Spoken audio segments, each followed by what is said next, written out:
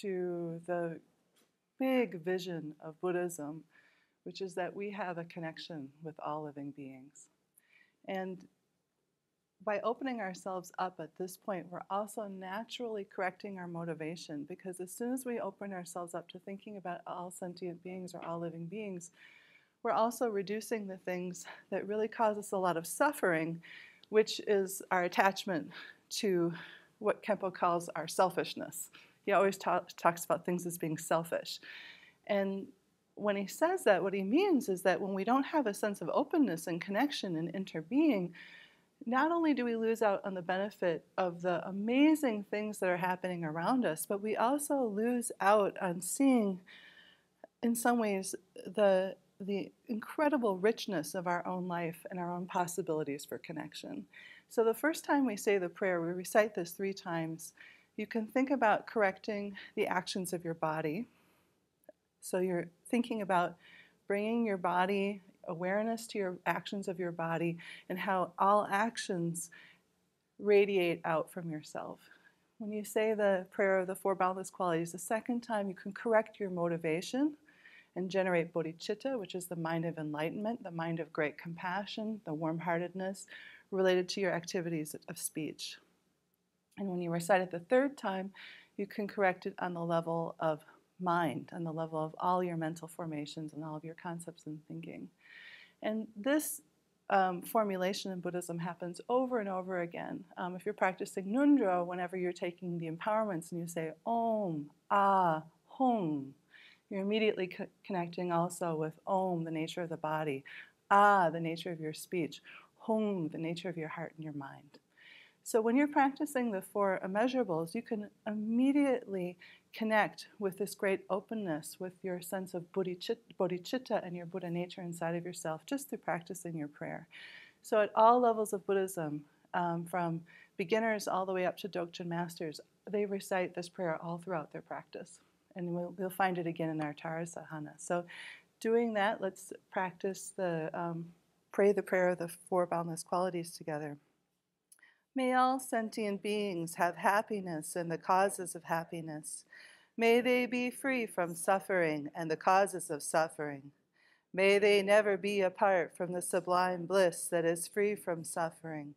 May they remain in a state of equanimity, free from attachment and aversion to those near and far. May all sentient beings have happiness and the causes of happiness. May they be free from suffering and the causes of suffering. May they never be apart from the sublime bliss that is free from suffering. And may they remain in a state of equanimity, free from attachment and aversion to those near and far. May all sentient beings have happiness and the causes of happiness. May they be free from suffering and the causes of suffering. May they never be apart from the sublime bliss that is free from suffering. May they remain in a state of equanimity, free from attachment and aversion to those near and far. I'm really happy to share that Steve Tibbetts, who is a wonderful teacher, many of you may know him from Tergar, is going to be teaching the homage or the Nagarjuna's roots of Pranja, which are the last lines that we recite. That which arises interdependently does not cease and does not arise. It is not nothing and not eternal, etc., etc. He's going to be teaching that, I believe, beginning in October, and teaching in October, November, and December. So there's, if you've ever wanted to understand those lines from the root of Prajna better, attend his teachings. I'm really excited about them. So we have some wonderful teachings coming up with the teaching assistants.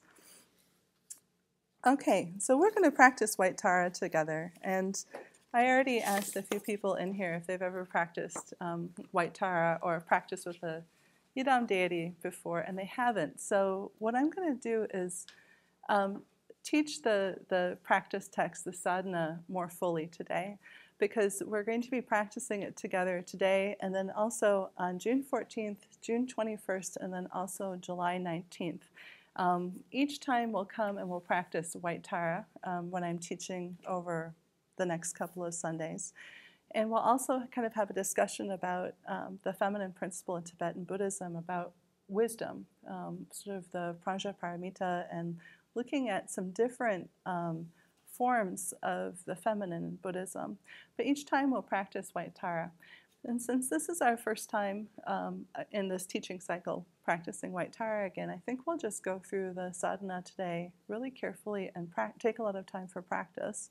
And as I said before you arrived, Mary, if anyone has any questions, you should stop and interrupt us, because this is going to be practice, but at the same time we're going to be contemplating and sharing and learning together.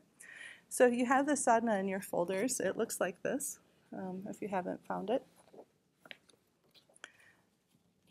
So a little bit first before we start, it's just what is the purpose of White Tara practice?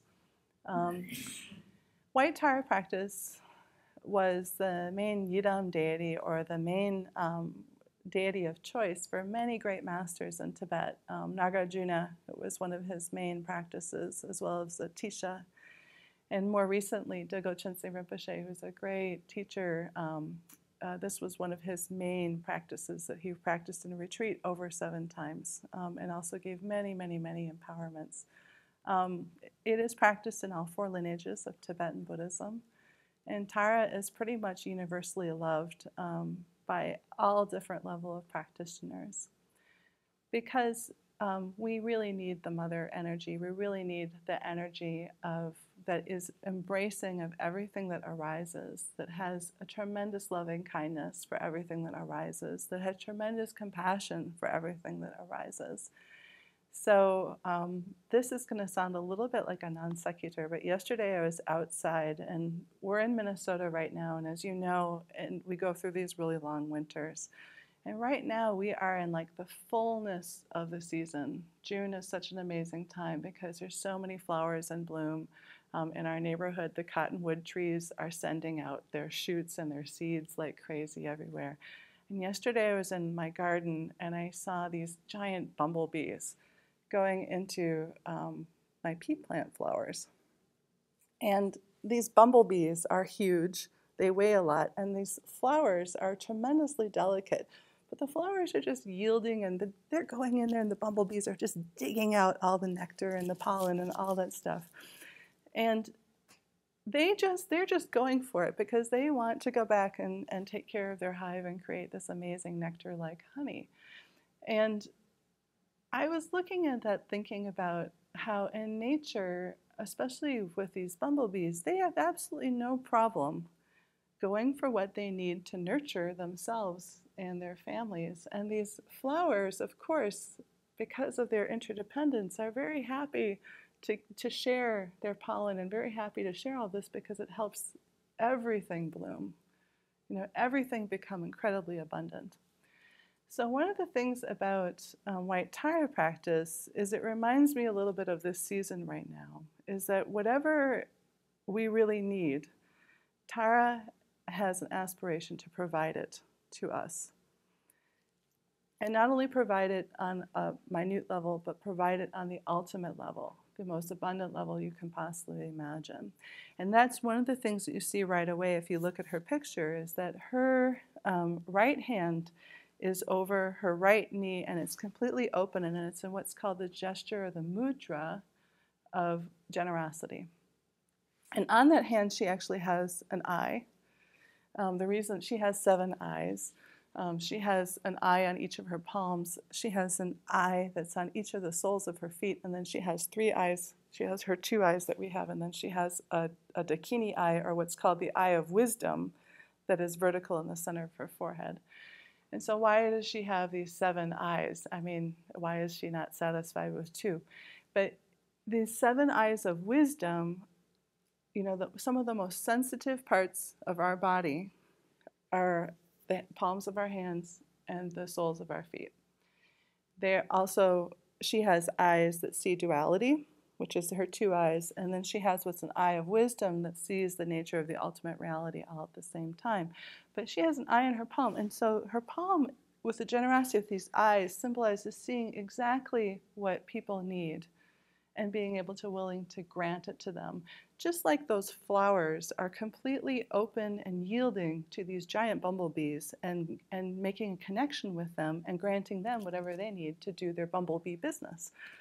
So I was watching this yesterday and thinking the energy of this season right now, which is so vibrant and colorful, and it's, the Khenpo called it the good season the other day, the season of plenty, is a perfect time to be practicing White Tara. It's also a time for us to remember that, just in May, there is this tremendous series of earthquakes that actually have been happening in different parts of the world, but especially in Nepal, that are really devastating. And so one of the things that White Tara practice, Dilgo Khyentse Rinpoche has talked about, is especially good, is for helping to prevent obstacles arising in what he calls the outer elements. And the outer elements are like the earth. Let me do the space is the most subtle. Then you have the wind or the air, the fire, then the water, and the earth. And everything that appears and exists is made out of both subtle and gross, or more gross forms, solid forms of these elements. And so White Tara practice has been used to avert illness, has been used to avert natural disasters, is used for healing, because it has a tremendous ability to help balance both the subtle and the gross energies in our own body-mind system, but also through our aspirations to help the energy in our world system. So it's a practice of healing and longevity, but it's also a practice to promote peace, because White Tara always appears in her peaceful form. She is one of the peaceful Yidam deities, or one of the peaceful Buddhas that we practice with. But she's also not only concerned about the relative world that we lived in, she also embodies the absolute in her, because of course they're in union. There's no separation between them. And there's a beautiful quote from Karma Lingpa that I just want to read to you about White Tara on her absolute level. Ultimately, she's the very nature of the Dharmakaya. And this is his quote: "The ultimate nature or essence of the enlightened mind, which is uncreated, free from the limits of conceptual elaboration, empty of inherent existence, naturally radiant, beyond duality, and spacious like the sky." So that incredible spaciousness, which allows everything to arise in abundance. Without that incredible spaciousness, nothing could arise in its rainbow formations. That's also Tara, or White Tara practice. So when we're practicing White Tara, I encourage you to think about your own needs of your body, your mind, and your speech, your own energy system. Think about Tara as a way of revitalizing and refueling your own personal ecology, your own personal world. At the same time, I also encourage you to think about dedicating the energy of your practice today to cultivating a tremendous sense of balance of energies and health and vitality and peacefulness on this planet. So I personally today am going to be practicing thinking about Nepal, because that's what I've decided to do over this whole series. When that earthquakes happened, I felt completely inadequate in trying to support all of the suffering that was going on there. So I decided that that's what I want to do through my own personal practice. And before we start practicing today, I want to ask you to just take a moment to think about maybe the people in your life, your coworkers, maybe animals, parts of yourself, members of your family. Think about people that you'd like to practice for, because oftentimes when you're practicing a practice that is so related to compassion and love and kindness as White Tara is, if you have a very strong image of someone that you're practicing for, or a situation that you're practicing for, it will make your connection to this practice more powerful. It will give more energy and vitality to your practice. So I invite you just for a moment to go within yourself and to think about maybe for whom or what situation you'd like to practice White Tara, and then we'll start the practice together.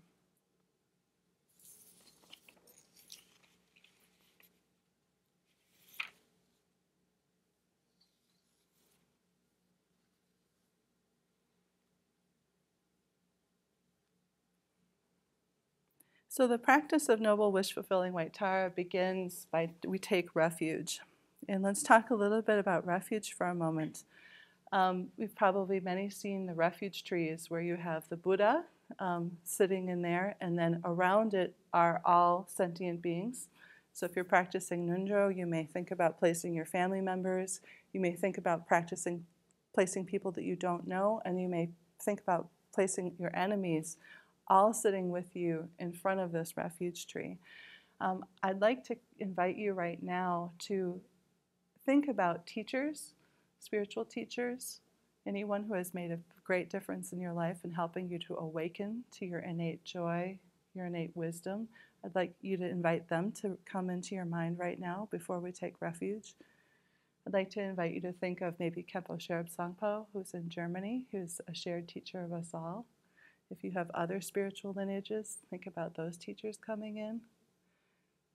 If you want to think about the Virgin Mary, who's that energy of white Tara so connected to, or maybe Saraswati. The energy of the feminine wisdom appears in so many different forms, in so many different spiritual traditions. Take a moment to bring those people, those spiritual teachers to mind. And before we take refuge, imagine that you are not only just yourself practicing, again, for yourself, for your own benefit, but think of, as much as you can, all sentient beings sitting in front of the refuge tree, practicing with you. Everyone on this planet has someone that they take refuge, an idea that when our planet is in trouble, when we feel sick, when we're fearful, when we're scared, we naturally go for refuge to something. Think for a moment, what does that mean for you? Where do you go for refuge? Bring that into your heart mind right now.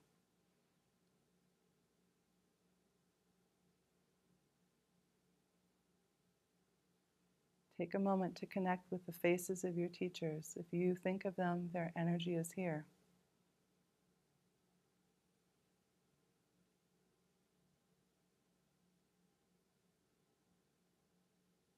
See who is arriving to practice with you.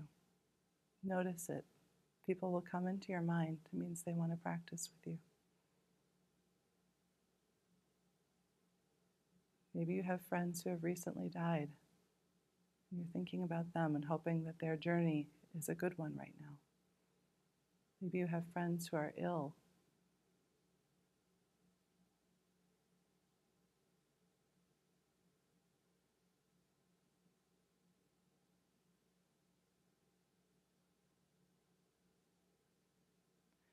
So now, having taken that feeling of both the spiritual teachers that we're taking refuge in, and also thinking about the people for whom we're practicing and with whom we're practicing, we're going to recite the refuge formula 3 times together. Know that at this point, all of those different teachers, including Khenpo Sherab Sangpo, your teacher, when we do the refuge formula, they're going to arise as Tara. So all of those different individuals, that energy now is going to be combined in the refuge of visualizing Tara.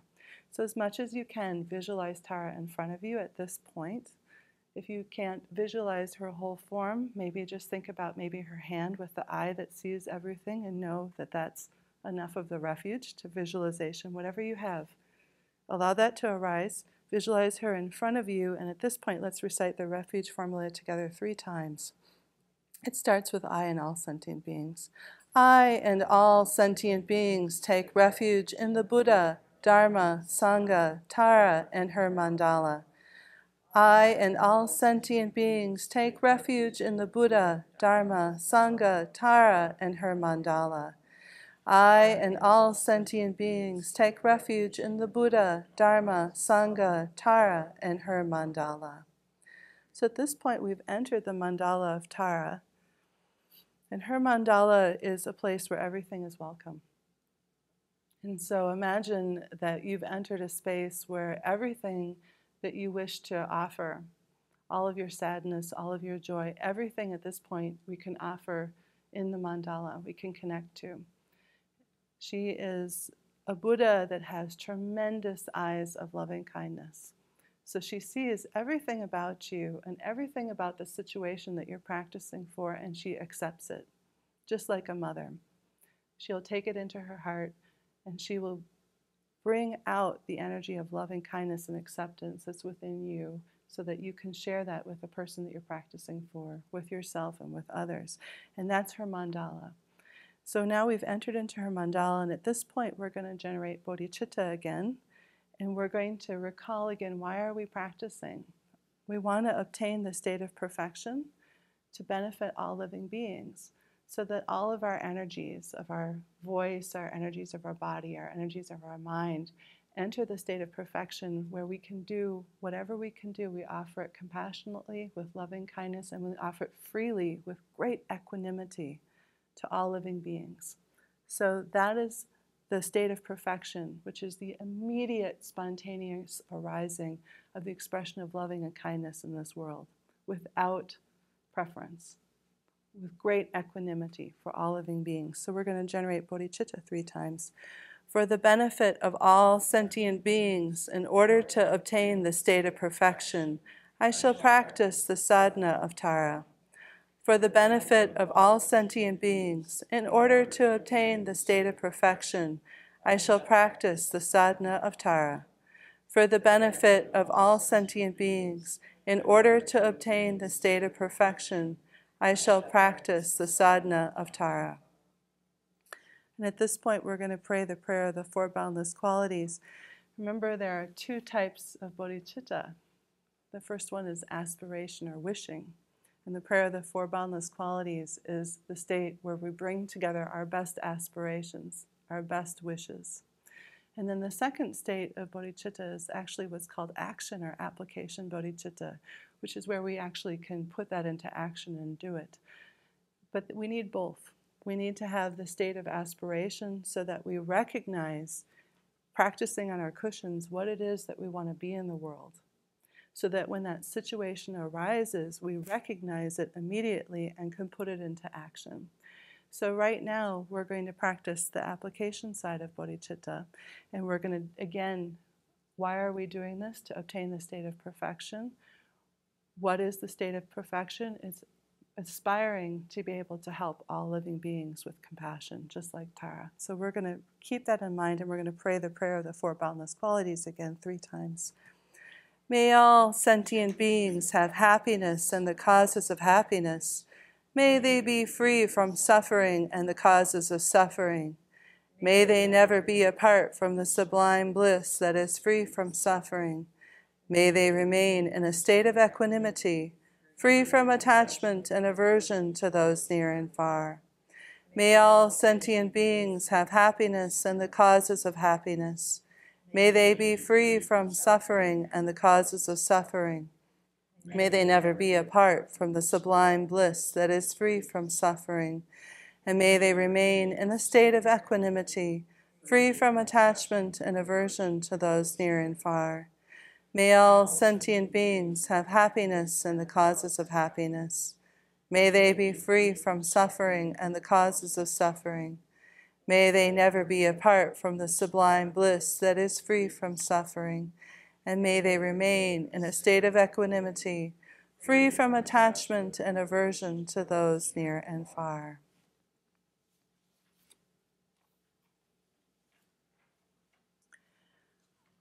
So the generation of white Tara begins on the next page. And we're going to pause here a little bit, and I'm going to talk a little bit about the Shunyata mantra. Shunyata is the Sanskrit word for emptiness. And it's a big concept in Buddhism. It's also a big teaching. And so I'm going to be very smart and take on some of the words of the great masters at this point. But I want to talk a little bit about what it means to recite the Shunyata mantra, and then talk a little bit about what it means to do the development stage practice. Is what we're going to do at this point. Development stage means taking a seed, which in this case is the seed syllable tam, which is the Buddha nature or the nature of mind of Tara, and it's also your Buddha nature and your own nature of mind, which are inseparable from Tara. And it's taking a seed syllable, in this case tam, and out of that seed syllable generating the complete form of the deity or the complete form of the Buddhatara.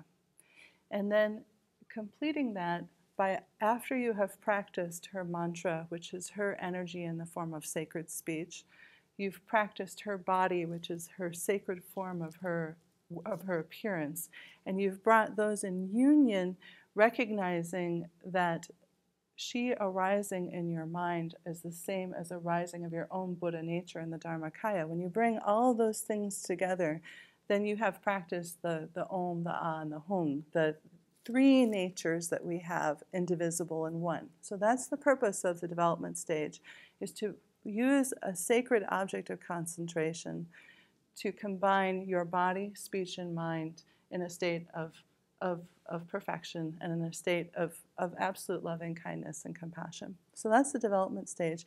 And then after we do that, we dissolve all of it into emptiness. Although all of it at the whole time is the union of emptiness and appearance. But we do two separate stages. We do the development stage, which is giving rise to the deity, and then dissolving it after we practice. So that's the two things that we're going to be doing very shortly. But before that, we have this Shunyata mantra, which you can see on your sheet. I'm going to say the Sanskrit, Om Maha Shunyata Jnana Vajra Svabaha Atma Ko Ham. In Tibetan, you might pronounce it Om Maha Shunyata Jnana Vajra Sobawa Atma Ko Hang.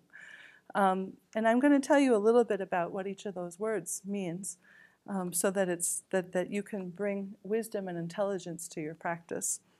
So the first of all, the word-by-word translation is Om, is the beginning of many mantras, and that symbolizes the body, speech, and mind of the Buddha, all in combined. It's actually three syllables. It's the Om, the A, which is the Naro, and the So that's the Om is the body, A is the speech, A Naro, and then is the mind of the Buddha, Om. And then the next word, Maha, means great. So when we practice the Heart Sutra, the Mahasattva, Avalokiteshvara is called the great Bodhisattva. So when you're saying Mahasattva, great being, that means great. Shunyata means emptiness. Jnana is wisdom. Vajra, in this case, means indestructible or unchanging. It also has the meaning of union, because if you've ever seen a Vajra, and you don't have mine here, it has two tops and then it's in union with a sphere in the center. So in this case, it means indestructible union or unchanging union. So Bhava means nature, and Atma Ko Hang means I am resting. And at that point, when we say the Shunyata mantra, ideally what we would be doing is recognizing the nature of our mind, which is the union of emptiness and appearance, or another way of saying that is the union of emptiness and clarity, and we'd be resting in that. Just look directly at our mind and rest in that. If we haven't had pointing out instructions, then what we would do is we would say the mantra, and then immediately you just look at what is present.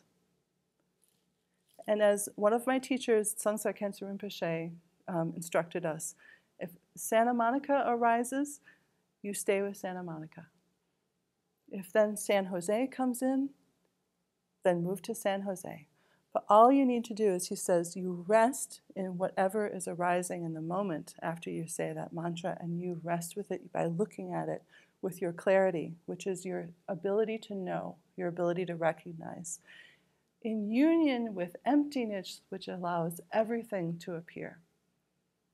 And so when we say that, we're going to take a moment to rest in whatever is present. So we can say the mantra. But before I do that, I'm going to give you a few more translations, which are not word-by-word translations, but are, in a sense, commentaries and teachings from great masters about what this mantra means. Because this mantra, just as Khenpo Sherab Sangpo, when he was teaching on the prayer of Samantabhadra recently, which many of you people were at the teachings, when he got to the end of the teaching and he taught on Aho, This mantra has a very similar power or effect as Aho, because A, of course, is the symbol for emptiness or wisdom, and Ho is great wonderment, amazing presence of everything that arises, and they're in union together. This mantra has a similar purpose to remind ourselves that what we develop later with our visualization, the Tara that we develop through our visualization, that she's arising in the nature of our minds, in our Buddha nature. She is a reflection of our own Buddha nature. That just like moon can reflect in water, that our mind has the ability to know and recognize everything that appears and exists. So that's the purpose of reminding ourselves right at the beginning. We remind ourselves of the core, the essence of Buddhist teachings, which is on the union of appearance and emptiness. But here are some translations from great masters. Jamgon Kongtrul said, Om, I am the embodiment of the Vajra nature of emptiness and wisdom. So Vajra again means indestructible. So Om, I am the embodiment of the indestructible nature of emptiness and wisdom. And then Tulku Organ Rinpoche, who is the father of Mingyur Rinpoche from Tergar, his commentary and translation is, I am the nature of indestructible wakefulness in which everything perceived is a great emptiness. And then we have some other ones. Dilgo Khyentse Rinpoche. From the very beginning, all phenomena of samsara and nirvana are the unborn state of emptiness. And then from Khenpo Sherab Sangpo, when he teaches this mantra, he quite simply says, everything is emptiness. Everything that appears and exists is emptiness. So we're going to do the mantra, and then we're going to rest for a short period of time in the nature of our minds. Rest in whatever arises for you. If you have a practice of shamatha and vipassana, you can, at this point, focus on your breath and look at awareness with your breath. That's the vipassana side, with your knowing, with your awareness. And we're just going to rest for a moment. And we're going to do that for 10 minutes to have a bit of practice time. And then we'll practice Tara. So we'll say the mantra. Om Maha Shunyata Jana Vajra Sabhava Atma Kohang, and then we'll rest. Om Maha Shunyata Jana Vajra Sabhava Atma Kohang.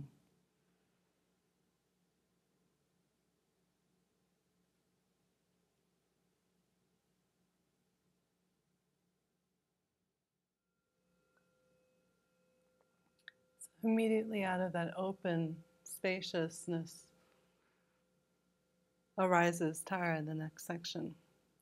So a tremendous amount of spaciousness that immediately what happens is when you connect with that energy of spaciousness and connect with everything that's arising as a reflection of your own mind, there's nothing separate from you. Tremendous compassion immediately starts overflowing because you feel a connection for everything. So out of that spaciousness arises now white Tara. And she arises in a form that symbolizes the nature of your mind, that symbolizes your absolute interbeing with all of reality. And so out of her tam syllable at her heart, light starts radiating out. It collects all of the vitality, the essence of love and compassion, everything that's beautiful, sacred in this universe, and it comes back into her heart, and it keeps on radiating out, coming back, radiating out, coming back. And as it radiates out, since she knows that she's intimately connected with everything, she's seeing everything as Tara, everything arising as an enlightened universe.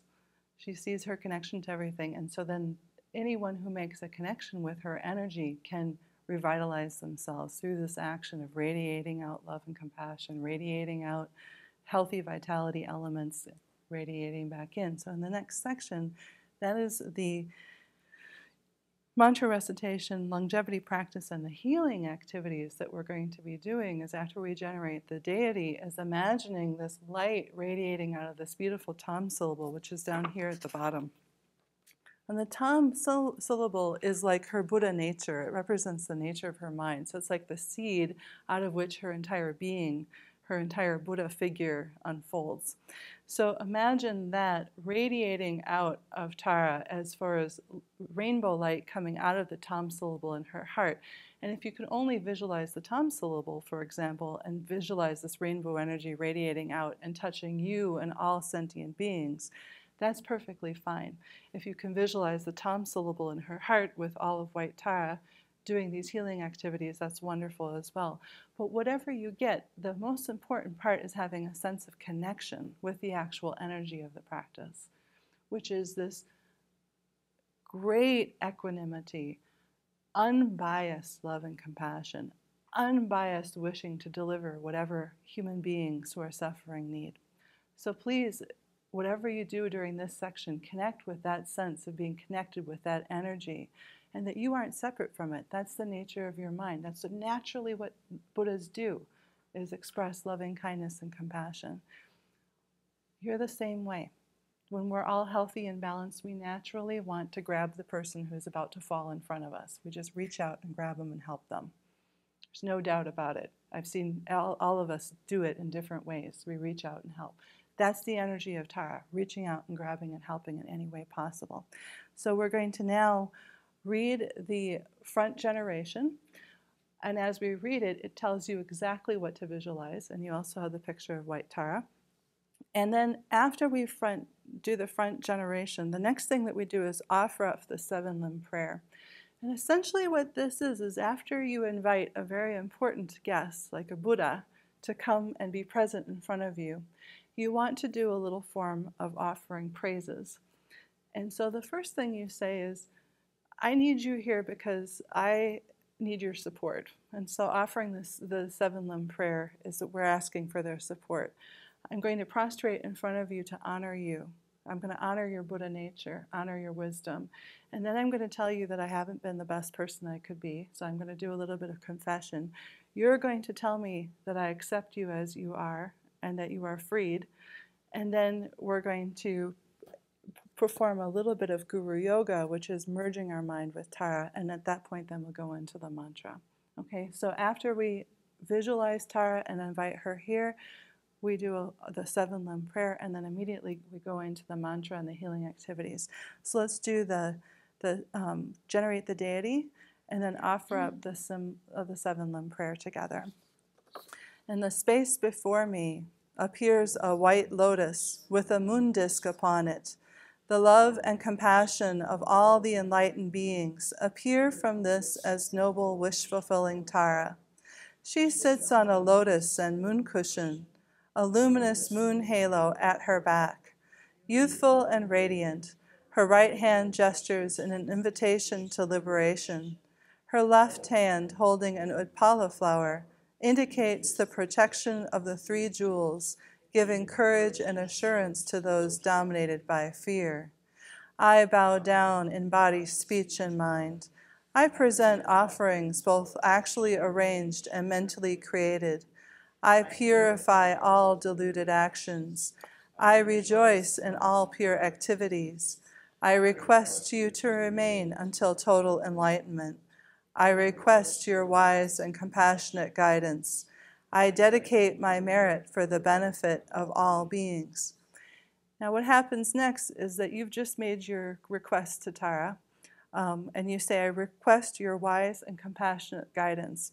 Her answer to your request after the seven-limb prayer is that immediately she responds by radiating brilliant light out of the Tam syllable, her Buddha nature, her love and compassion out of her heart. So this is her response. And we will read this together, and then after that we'll do the mantra. Brilliant light radiates from the syllable Tam within her heart, collecting back the essence of inexhaustible vitality and powerful blessings of body, speech, and mind. Energy streams forth from Tara's heart and body. I and all beings absorb this nectar of light,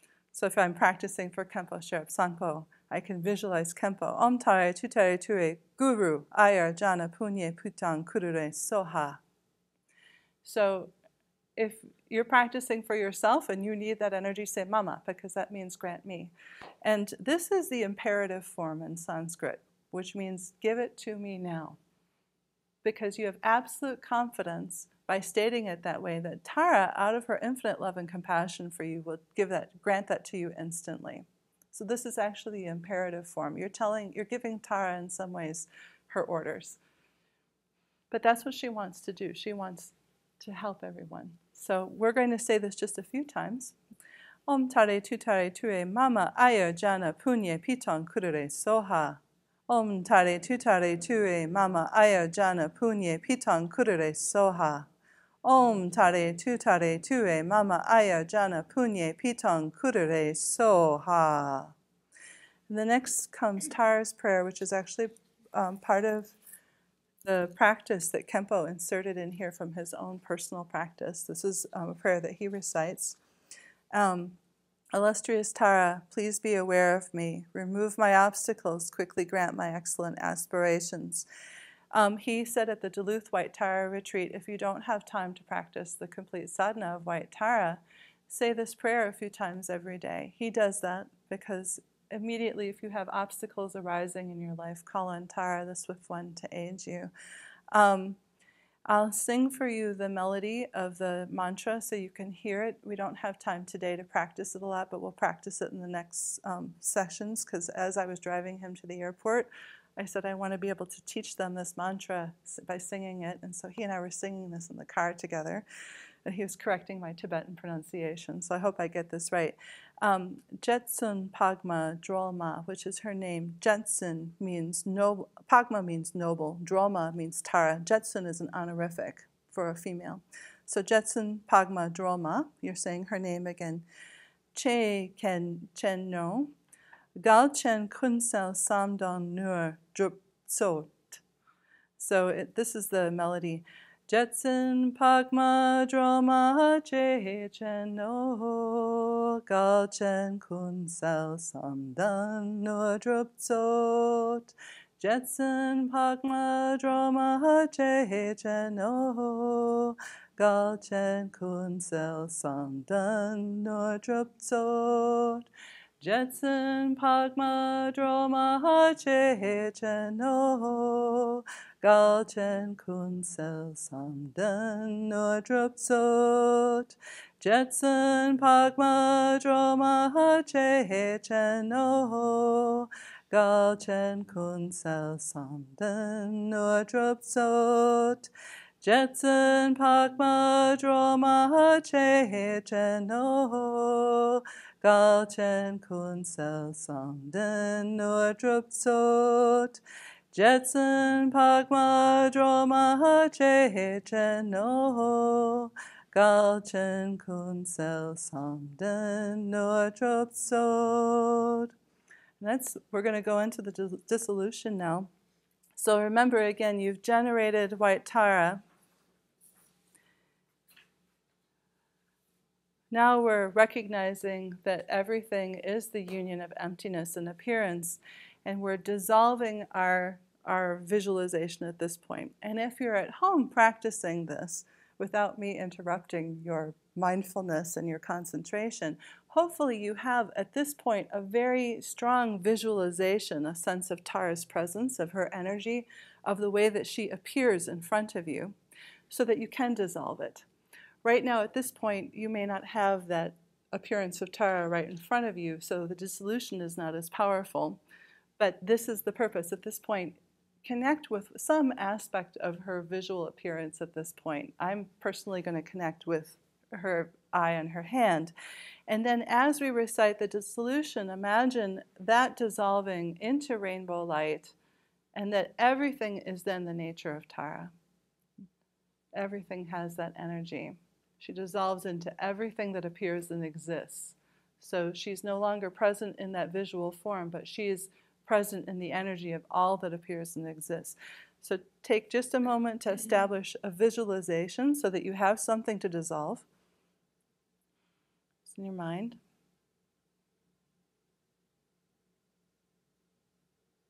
And then now recite with me, all phenomenal. All phenomenal appearances become the mandala of noble Tara. Everything dissolves into light and dissolves into noble Tara. Noble Tara dissolves into my heart center and protects me. And so this is the non-dual nature of it, that now you and Tara are one. This is also a form of Guru Yoga where you practice the Guru Tara mandala right now. Tara is our teacher, Tara is our Buddha, and you've just, at this point, would have practiced again dissolving Tara into your Buddha nature. Your Buddha nature, her Buddha nature are like water poured into water at this point. And then you can rest at this point and practice more of your nature of mind, more of your open awareness, more of shamatha vipassana union, whatever you practice in that kind of stage. You can pause at this point. But we're at the end of our session, so now we're going to dedicate. Before we say the dedication prayers, just grab the long life prayer for Khenpo Sherab Sangpo. Since this prayer, White Tara practice is meant for longevity, a very tradition in Tibet was for students to give their teachers tanka paintings of White Tara to increase their teacher's longevity. So long tradition of that in Tibet. We're going to insert the long life prayer right before the prayer of the 6 continuous aspirations. So now think about all of the tremendous positive aspirations you made with the 4 immeasurables, that you had with merging yourself with Tara. Think about all the tremendous energy and vitality. Think of all of the wishes of the Buddhas and Bodhisattvas who, like Tara, through all of their amazing activities, want to appear to sentient beings in any way, shape, or form necessary to help them. And now think about taking that energy of yours and combining it with the Buddhas and Bodhisattvas and all people of good heart who aspire to serve others with loving kindness and compassion, and take that, all of that energy, and now dedicate it with me to benefit all living beings. So now at this point we're going to close our practice. By this virtuous practice, may I quickly attain the realization of noble Tara. Accomplishing this, may I liberate all sentient beings without exception into the same realization. May I attain in each and every life the sublime virtues of existence and peace. May I pursue the flawless mindset of altruism, working for the welfare of others on a vast scale. Through this very merit of mine, may every single sentient being eliminate all forms of negativity and practice virtue forevermore. May supreme precious bodhicitta make birth where it has not arisen.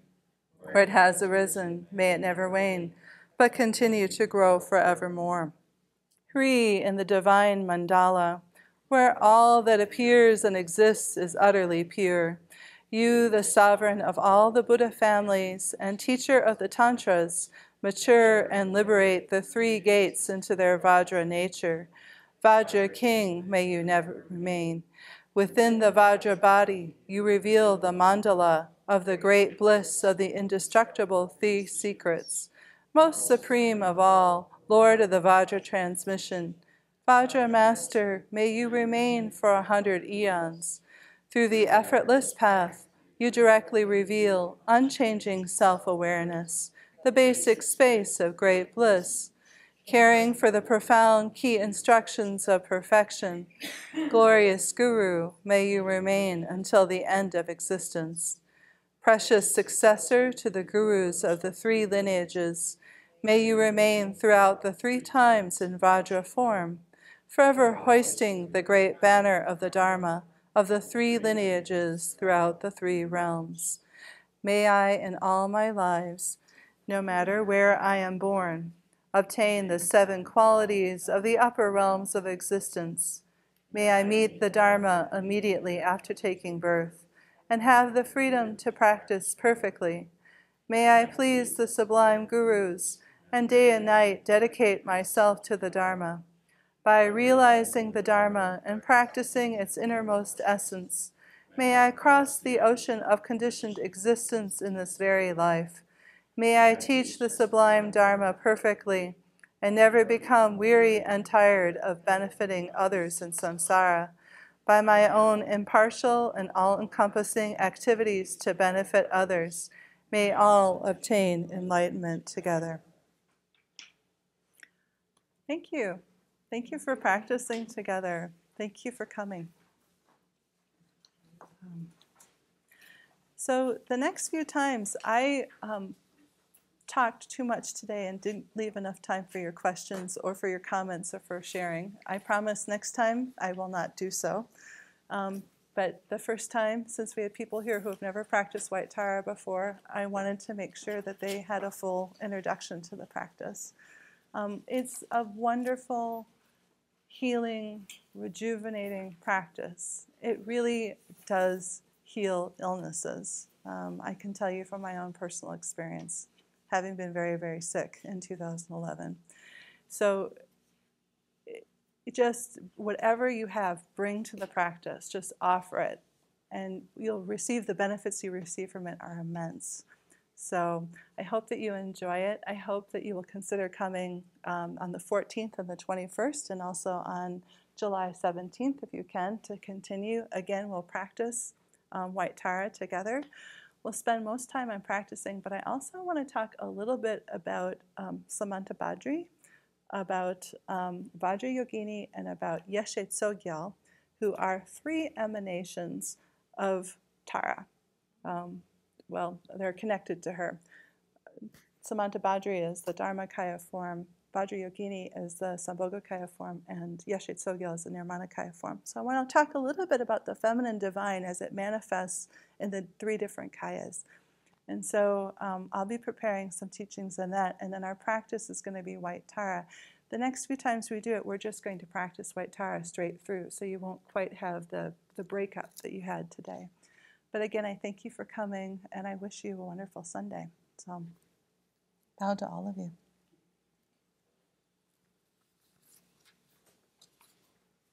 If you don't have a copy of the White Tara practice, and you want to take it home with you so you can practice, anyone who doesn't have a copy of this, feel free to take it out of the folders, and then just give me the folders that are empty, that don't have the White Tara, so that I can reprint them again.